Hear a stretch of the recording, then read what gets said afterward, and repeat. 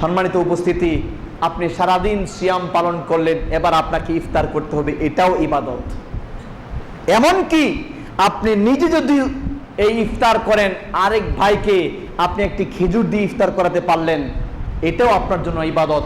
ওই ভাই, ওই মানুষটি, যে মানুষটিকে আপনি একটি খেজুর দিয়ে, এক গ্লাস পানি দিয়ে, অথবা এক বাটি খাবার দিয়ে, অথবা ইফতারের সামগ্রী তার সামনে উপস্থাপন করে তাকে খাওয়ালেন, ওই ব্যক্তি সারাদিন সিয়াম পালন করে যে সওয়াব পেল, আল্লাহ সুবহানাহু ওয়া তাআলা আপনাকে ওই পরিমাণ সওয়াব আপনার আমলনামায় লিখে দিবেন।